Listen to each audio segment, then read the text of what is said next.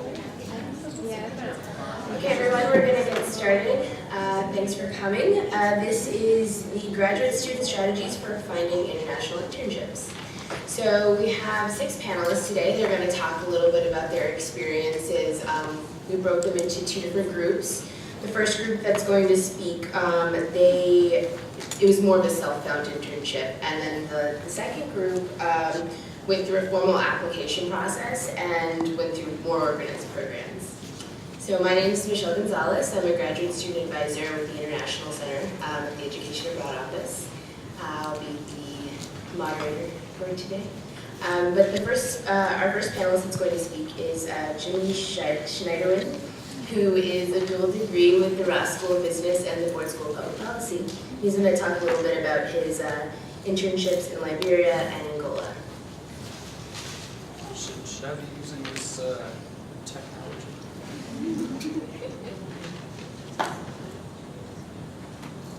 I think it works. Yeah, so hello, my name is Jimmy Schneider. I'll stand up. Cool. So I'm in my 3rd year of the dual program at the School of Business and School of Public Policy. So I've had 2 summers now that I've been a grad student. I've had internships in both of them. The first summer I interned with the Ministry of Health in Liberia, and I was working there kind of on a funding stream that was dedicated to basically the supply chain system used to distribute pharmaceutical products in the country. And this last summer I was a consultant for an organization called Women's Campaign International, and they were being contracted by ExxonMobil to do a project through the Women's Economic Opportunities Initiative in Angola. And so basically we were doing business and personal finance training with female small business owners in Angola. So it's probably too much information right off the bat, but in terms of how I found my internships, I would say it was a bit helter-skelter. My first year I was at the policy school, and they do have certain services for students. They have a career services office, and I was looking for opportunities through the career services office without too much luck. And actually it just turned out that my uncle knew a guy who needed some interns for the first time. And so I may have been underqualified, but they were looking for people, and I happened to send him an email at the right time, so it worked out. I guess the lesson maybe that I took away from that particular experience is that you have to talk a lot to people that you know. You have to talk about what kinds of things are interesting you, where you're looking to intern, because you never know who in your life has a connection to somebody who has a connection to somebody. So I think, like, in this instance, keeping things private or close to the vest will work to your disadvantage. So I would just say, anybody who's willing to listen to you, just go out there, talk about it, can't hurt you. The internship that I got last summer actually was offered to me by a woman who I met when I was in Liberia in the first summer.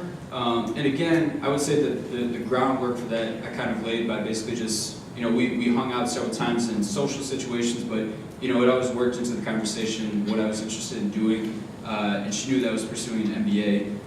So she reached out to me via Facebook. I think she poked me first, and then she sent me a message after that. So there's a lesson in that for people.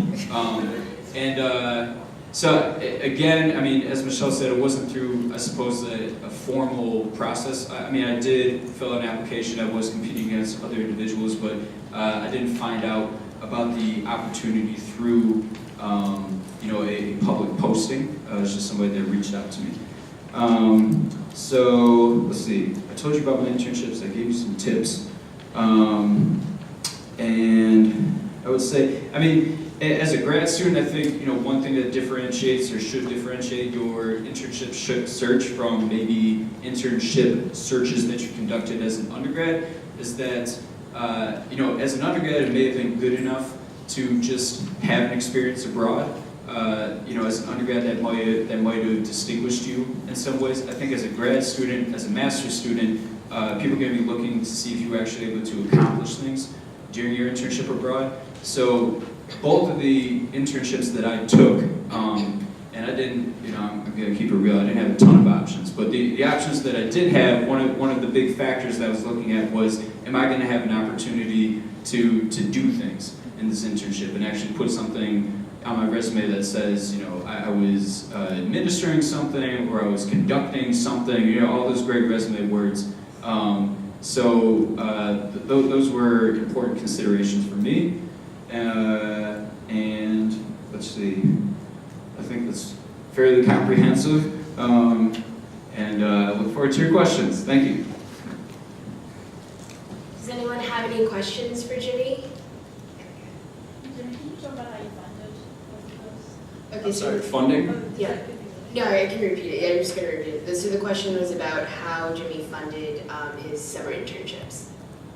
Okay, so this one that I had this last year was a consulting one, and so I was paid, and they paid for everything. It's the good life, the first internship that I had, again, there are mechanisms through the policy school that make some funding available depending on what you're pursuing. Even at the business school, actually, they have a give-a-day fund where they get all these people who are investment bankers for the summer and big highfalutin consultants to give one day of their salary, put it into a pot, and to use that to fund the internships of people who are trying to do good in the world. So I think that that may not be helpful for your particular program, but I do think that there are, at every school, there are certain mechanisms, I think, to investigate, and some are initiated by students, actually, I found. So in regards to funding, I would look at the International Institute. It's an organization that has funding in 3 different regions. Also, going to put a plug in for another event that we're having on October 1st. It's funding for internships and research abroad. So that would be a great resource, I think, for everyone. And that's going to be from 12 to 1 in the School of Social Work building. Any other questions? Just piggybacking on the funding question, were there any kind of restrictions that you found with respect to the kind of organizations that the board school would put on you? Like you could only go with the government or an NGO, or were there any specific restrictions? Yeah, the Ford School, this is the public policy school. I don't think that there, and some of the other policy people at the end of this table can correct me if I'm wrong, but I don't think that there are any restrictions on the type of organization that you work for, the sector, be it public, private, nonprofit. I think it's more based on need. And so, for instance, the people who will be getting paid are less likely to get, a chunk of change than the people who are just getting a stipend, for example, from their employer for the summer. So I don't think that you'll be restricted by your sector. Also, for policy students, keep in mind that you have the opportunity to apply for a $3,000 stipend, I believe, if your internship is not funded. So keep that in mind. And I think the NPM, that's another source to look for as well. Nonprofit management. Nonprofit management is another organization to look at as well. Yeah, and I think that they fund internships across Rackham, so you don't have to be a policy student or a business school student to reap the benefits. Any other questions? Okay. Thanks. So now we're going to move on to our next panelist. So our next speaker is Trita Chatterjee. She conducted a linguistics field research in India, which is her home country, and her funding was from Rackham, the linguistics department, and her advisor's research project. Hi, can you hear me?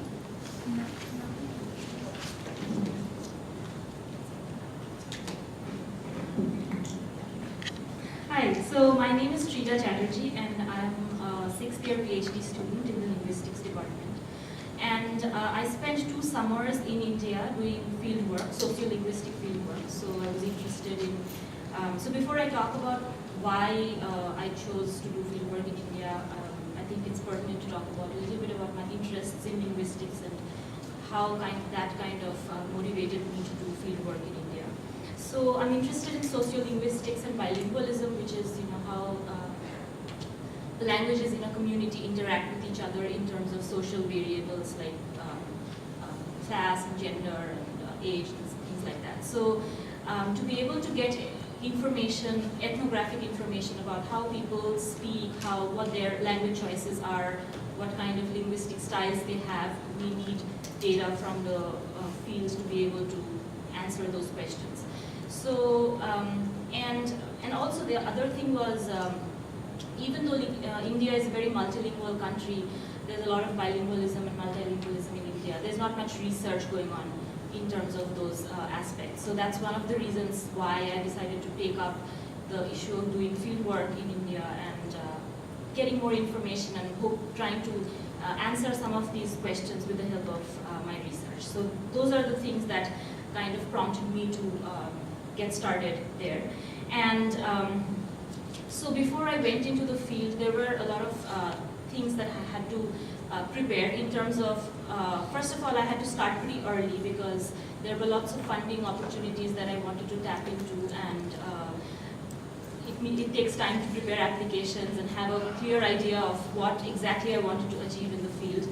And the other thing was I had to go through the process of IRB, which is the Institutional Review Board, and I had to get my application my study approved by the IRB. So in order to get that, there was a lot of planning that I had to do, and I had to have a clear idea of what exactly I wanted to do, how many people I wanted to work with, and things like that.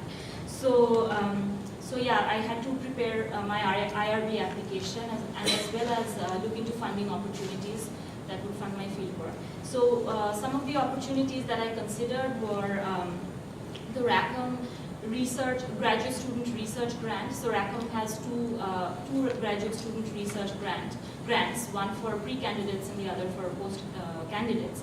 And these were 2 options that I used. I applied for these fundings and I got them. And I also considered applying for the International Institute individual fellowship, which funds research abroad. And also there were other funding opportunities from my department. We had a block grant funding, so we could use that. And so ultimately I used the Rackham grants, my department's funding, and my advisor's research funds. There was also the Rackham International Research Award, which I considered applying for, but I thought it was more useful for long-term projects, so I didn't apply for that. So this is how I got started. And in terms of surprises in the field, surprises in the abroad or in the field, I didn't have any surprises in terms of the community because I knew the community pretty well, but I did have a lot of challenges in doing field work, which I think a lot of other people who do field work in communities that they don't really know much about. So these challenges were, had to do with subject participation and people not following up and people not showing up and things like that. So I would, if you wanted tips for that, I would suggest, making a lot of contacts before you go into the field. Not just talking to, so I had my friends, of course, but I also talked to other faculty in India, in the community that I was working on, and asked them, to put me in contact with people they knew who were working in the field. So lots of, I tried to do make a lot of contacts before I went into the field. And also I talked to other graduate students in India who could help me with their building contacts. So these were the things that I kept in mind before I went. And also, in terms of the takeaway experiences, I think these opportunities were very useful for me because, first of all, I had a lot of data that I could work on, but also in terms of things like, so for example, I'm applying for jobs now, and fieldwork experience is very important when you're applying for academic jobs. So these experiences are really helping me a lot in trying to convince people that I have experience that they need, that they want.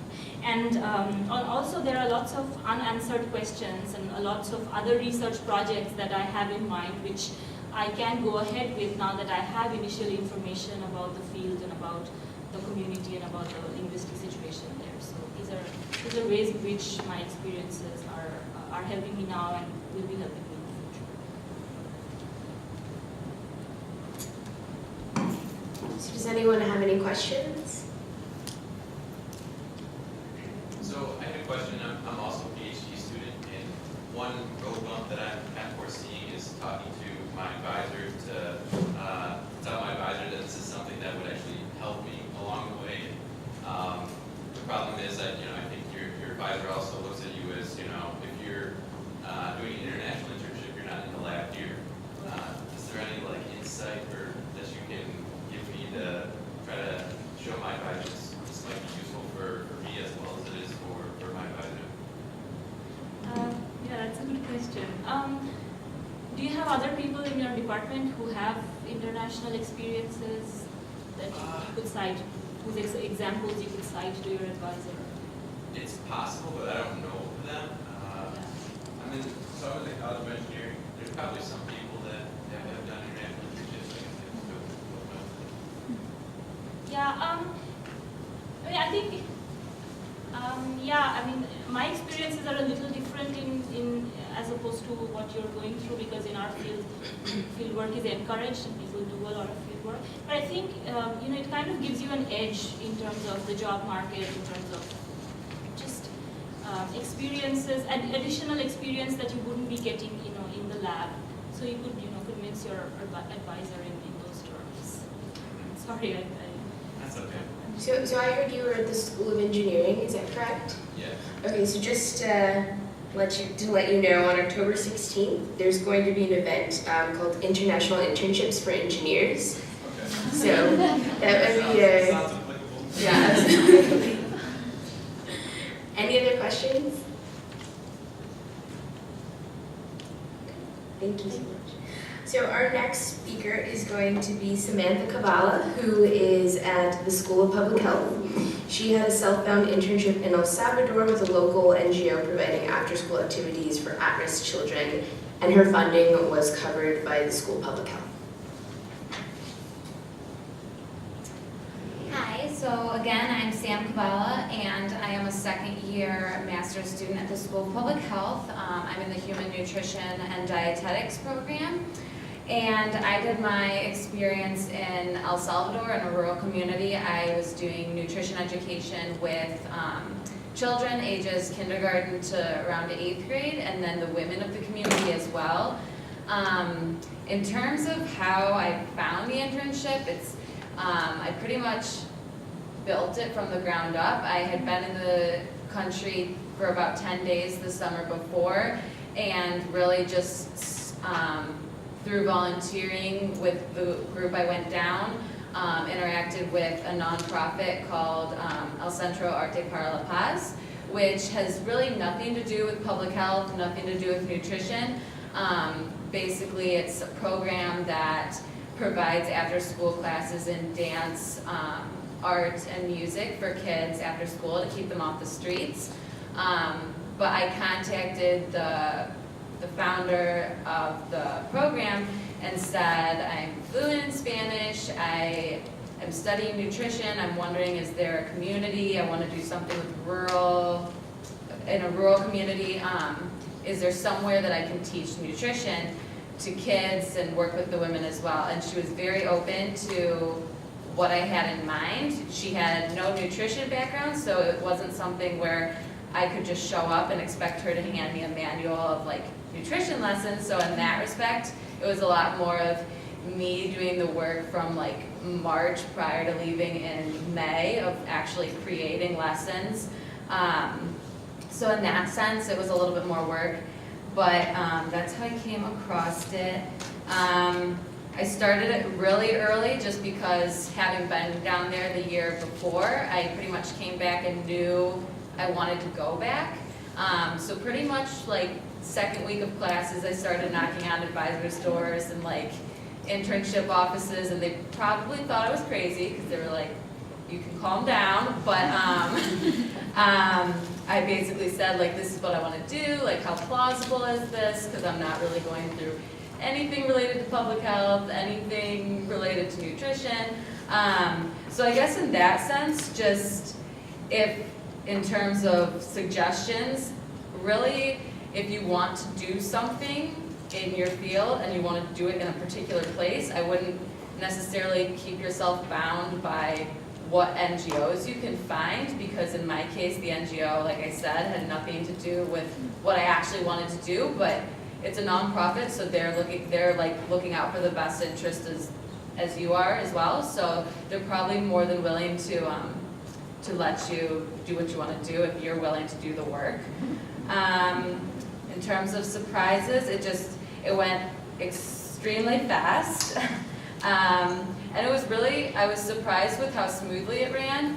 I got down there planning to do like 2 lessons a week with the kids in school and 1 lesson a week with the women, and actually like on the side implemented like a small women's walking group once a week, which was a little bit more difficult to motivate them. But, and then we did like a community garden in the school as well, which was not planned by any means. So I was kind of anticipating a little bit more like road bumps, since I was kind of just going down and completely designing it on my own. So kind of like I already touched upon in terms of takeaways, it's just been very rewarding being able to kind of look back, and it's nothing that anyone had ever done at SPH in terms of like, it's nowhere anyone had been, it's not a program people had done as master's students, so it was cool to be able to tell people I went there. I came up with my own lesson plans and kind of provided that to this community, so.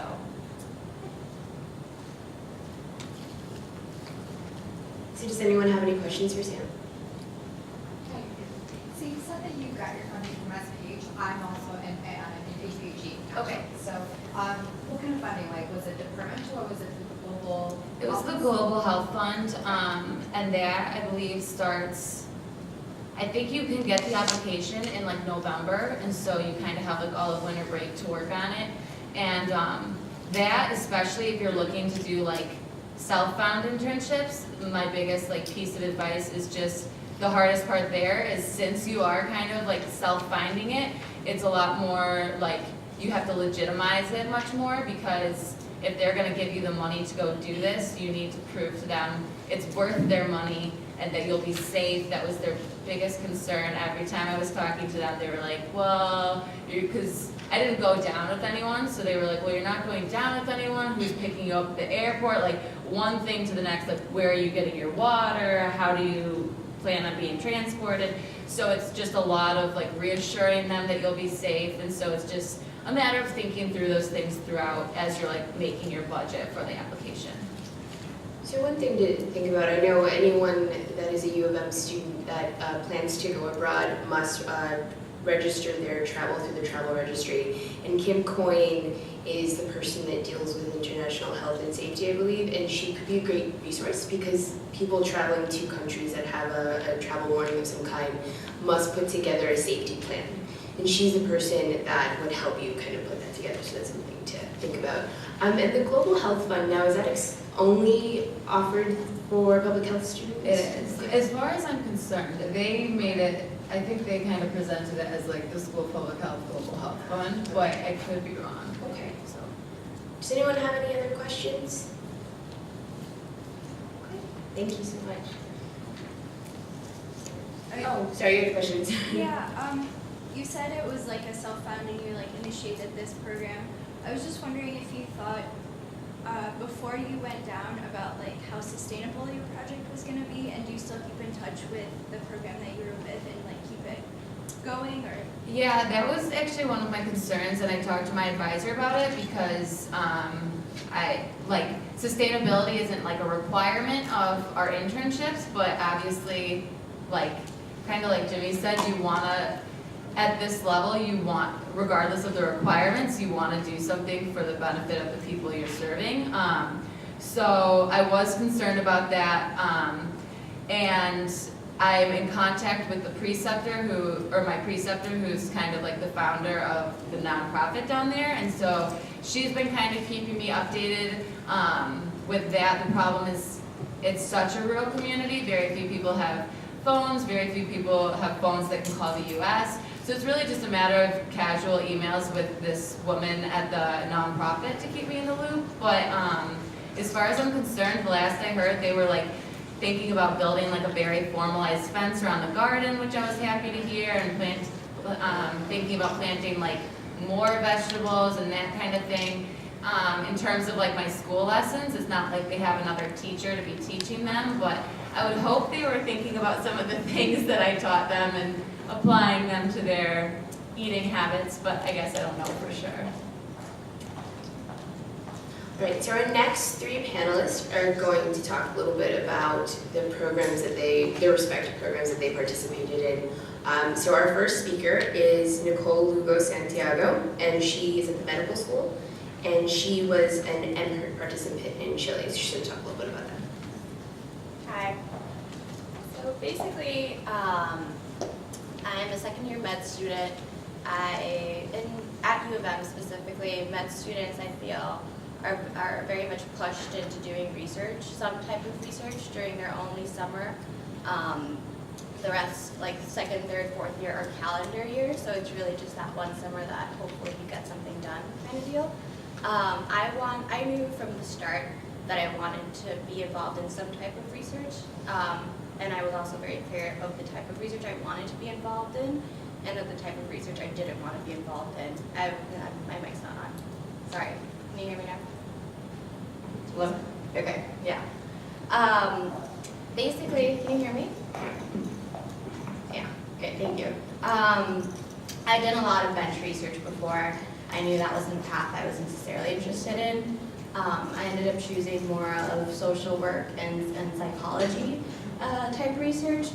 Because I knew I didn't want to go the traditional route of bench research, I just ended up Googling a lot of just U of M social work opportunities, or U of M domestic violence research, which is what I was interested in specifically. And then I ended up finding MERT. MERT is a very formalized program for both undergrads and grad students. Depending on if you're an undergrad or a grad student, are the expectations they have for you. As a grad student, it was very much more of, come on in, let's talk about what you want to do and the type of project you want to set out, and we'll try and match you with some sort of mentor.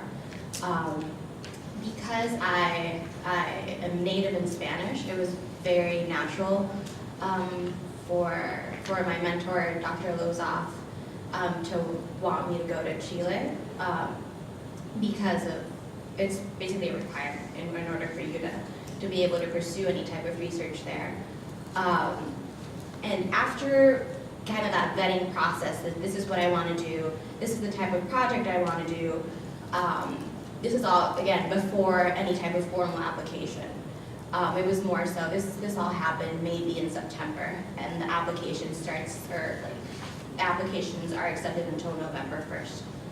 After doing some research about the programs that were already in place in Chile and the types of research that, or like research mentors at La Universidad de Chile, I decided to apply for grad students. It's a formal proposal that you have to submit with some sort of like method to your madness and what you want to achieve for your time there. Once you're accepted, or you get notified in December, so all of your first semester that, or like, I'm sorry, your spring semester is dedicated to seminars, updating your proposal, submitting your IRB to both Universidad de Chile and University of Michigan. A lot of pre-work goes into this program because you were there for only 12 weeks. So in my case, I had a questionnaire, and I had to come up with that questionnaire and my consent form in both English and Spanish. And I was in Santiago already with like most of the work, like pre-work done kind of deal, already approved. That was very helpful. in terms of actually being able to set up appointments with potential subjects and actually getting the work done, kind of deal. I jotted down some notes on my phone. Just some general tips. Get ready to be surprised. Things don't necessarily always go your way, and like you imagine it in some wonderful, I don't know, it might not go as you think it might, and it's more of like rolling with the punches kind of thing. Get ready to work, and that includes grunt work, and not necessarily it being like super fabulous and oh, I'm making a difference. Sometimes it was hard to like get up every day really early and had 5 appointments set up and none of them make it. So yeah, a lot of work goes into it. Get ready to get the job done. For me specifically, as a medical student, I really didn't have a lot of time coming back and focusing on my work, so I basically decided to, those 12 weeks were the time I would collect my data, start analyzing, and start writing a manuscript, and it was very like boom, boom, boom kind of thing. And in terms of sustainability, which we talked about, I think it's very important that once, like, your time there is precious, and as much as you can get done while you're there, the better. And lastly, get ready to learn a lot. You'll definitely learn a lot. So, yeah, that's it. So the MERT program, which is, it's called the Minority Health and Health Disparities International Research Training Program. So the application is actually due on the 7th of November, I believe. So if you all picked up one of these agenda forms, there is a contact for our main person here at U of M. Does anyone have any questions?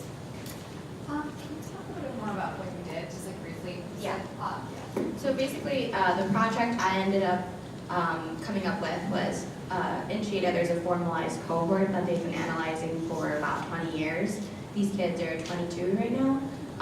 There are all sorts of data collected on them, including maternal domestic violence data, and I was interested in looking at health outcomes and how being witness to domestic violence might alter their overall views on gender opinion, current relationship violence, and also cardiovascular risk.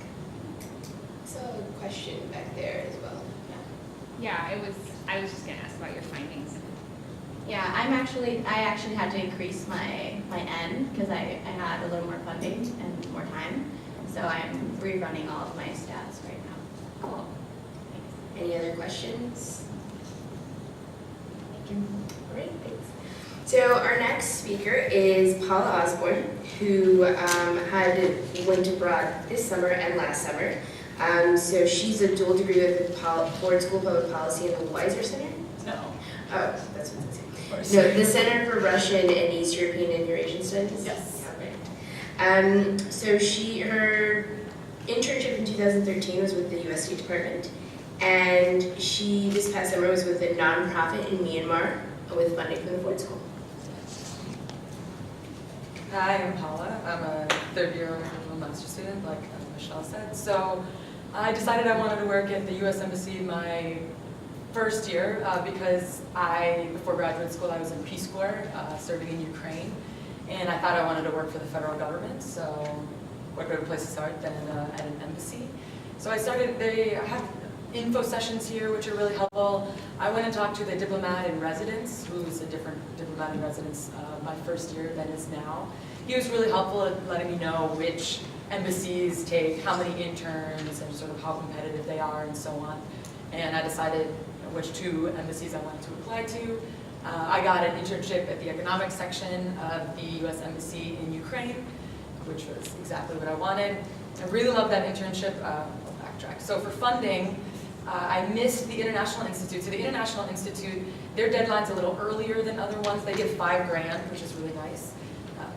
Missed that one because of laziness. But I paid so the regional programs have their own funding as well. So the Center for Russian, East European, and Eurasian Studies gives grants of $1,500 for the summer, as well as some of the other regional programs as well.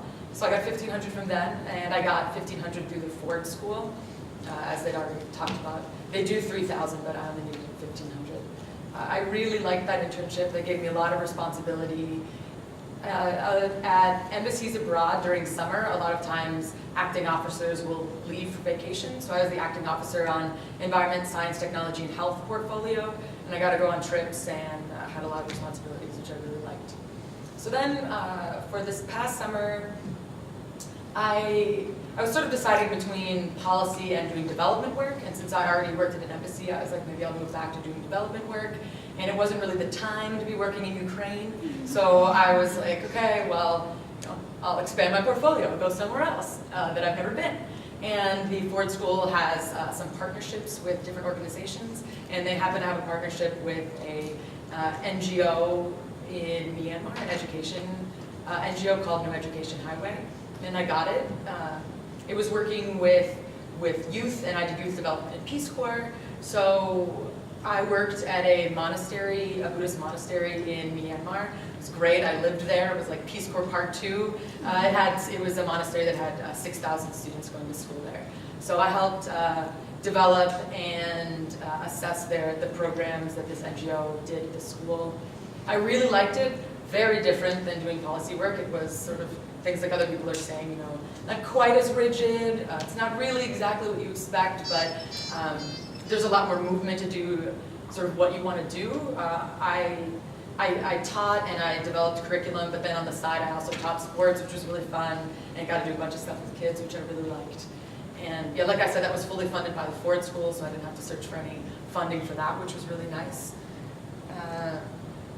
So yeah, it really helped shape my future plans. I want to go into policy. Not that I didn't like doing development work. I like doing development work. I just like more the rigidity of working for the U.S. government, and I think that's what I want to do. I highly recommend doing something abroad. I've spent most of my 20s abroad doing different things, and I've really, really enjoyed it, and it's really helped me develop my career path into what it is now. So for anyone interested in internships with the State Department, keep in mind that the deadline is October 17th. So Michelle Jones is our current diplomat in residence, so if you have the agenda, her email information is on that as well. And also, we are having a State Department internship session on September 30th. And Michelle Jones will be there, so you can speak to her then if you are available for that. Does anyone have any questions? Just probably a very basic question, but would you know, like I looked at a few of the local government internships and fellowships, and they are open for F1 students who are not US nationals. But would you know, is it similar for US state embassies or federal government? So would you know that by, at the top of your head? I think you have to be a U.S. citizen because you have to get security clearance, and I'm not. I guess you can get it here. My inclination is you have to be a U.S. citizen, but I'm not 100% sure. Yes, you do have to be a citizen for the State Department. You mentioned you missed the deadline for the International Institute funding. Do they only fund for the summer, or is it like a few sessions throughout the year? I missed their funding for the summer. I believe they also do some funding during the year for research as well. But yeah, I just missed their summer, which is pretty early. Any other questions? All right. So our next speaker is Amy Sikowski. She is a student at the Ford School of Public Policy, and she was in Uganda with U of M's William Davidson Institute program. Hi everyone, as Michelle said, my name is Amy. I spent the summer in Uganda. So I don't know how much you guys know about the William Davidson Institute. It's actually, my understanding is it's kind of affiliated with the Ross School. They do a lot of, it's actually its own kind of institute. They have full-time consultants, full-time researchers, and they actually offer a combination of both self-found internships. So if you have an idea of something that you want to do for the summer, I think it's in January, they'll start to put the call out for different proposals and information. But I actually went with, they actually do a lot of the pre-work for you, which is really nice. So they actually partner with I think it's like 20 different organizations throughout the world. So I was working with a combination of a startup pharmaceutical company in Uganda that had partnered with a nonprofit actually out of San Francisco. And so my task was to help them better understand the private sector market for drugs in rural Uganda, particularly related to malaria and neglected tropical diseases. So again, a lot of the kind of pre-work was done for me. So they do a really nice job of advertising the application process. So it's open to any master's student, any program. Again, I think there's about 20 that they'll come up with, and the call for your kind of funding your own internship and finding your own internship, that happens earlier. I will put in the plug, we're having, I think it's October 1st, we're having a showcase of what students were doing over the past summer. So check your emails for that, I don't know exactly where. Yeah, it was a great opportunity.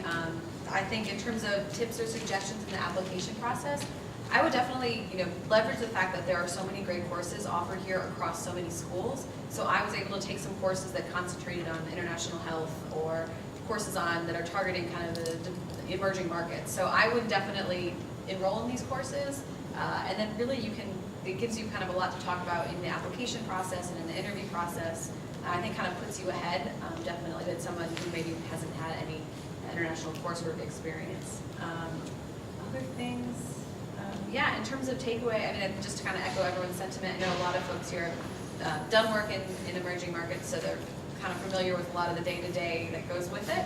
So it's just kind of being able to roll with the punches. My final deliverable wound up being something different than I thought it would, but it was a great opportunity. So I think, again, being an internship, I'm not sure when else we'll have the 12-week break where we can kind of go and do something like this. So this is definitely, I think, a great opportunity for anyone who's interested.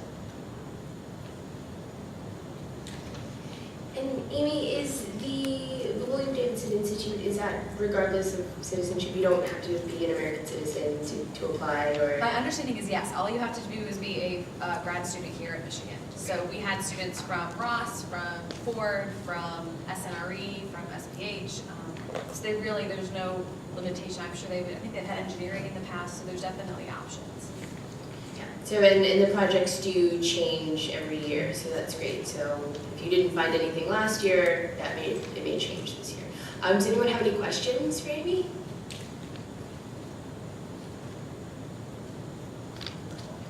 Does anyone have any questions for any of our panelists? I actually have one for Amy. So could you tell us a little bit more about what the application process is actually like? Yeah, so I actually had just followed some emails that William Davidson Institute sends. So they'll start kind of plugging. I think the students showcase I think is October 1st. And I remember going to that last year and just kind of learning about the different opportunities and just kind of getting a better understanding of what these internships actually look like. Again, they're different for every single person. You're in a different place, in a different organization. They'll actually host an information session as well, either maybe it's December or early January, and they'll give you more information about what the projects are going to look like, what the timeline is like.